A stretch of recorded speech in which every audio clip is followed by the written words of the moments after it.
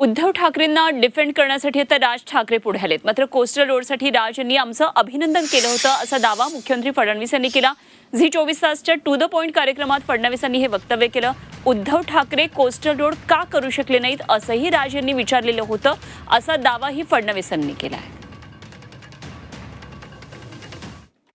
मुख्यमंत्री म्हणतात की जे मुंबईत जन्माला आले ते आता म्हातारे झाले पण मुंबईसाठी काही करू शकले नाही. असं त्यांना असं वाटतंय. प्रश्न असा आहे की हा बघा, माझा आत्ता युती झालेली आहे शिवसेनेबरोबर. मला माझा स्वभाव पाहता मी ज्या गोष्टीला चांगल्याला चांगलं वाईटाला वाईट म्हणणार आहे.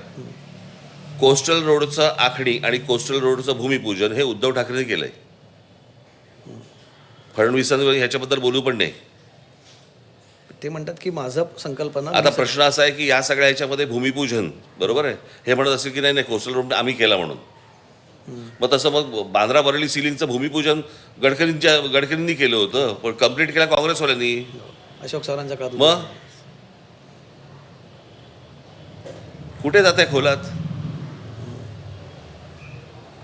आणि भ्रष्टाचाराबद्दल ते का बोलतात मला कळलं नाही. मला शिंदे गेले आणि फडणवीस आल्यावरती फडणवीसांनी शिंदेंनी केलेली टेंडर्स रद्द का केली हो? स्टे का दिला? मला आनंद आहे की कुठेतरी आता उद्धवजींना डिफेंड करण्याकरता राज ठाकरे पुढे आलेले आहेत.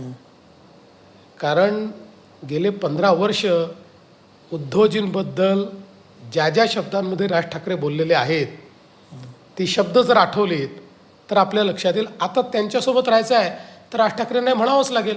नाही तर राज ठाकरेंना माहिती नाही याच्यापूर्वी कोस्टल रोडबद्दल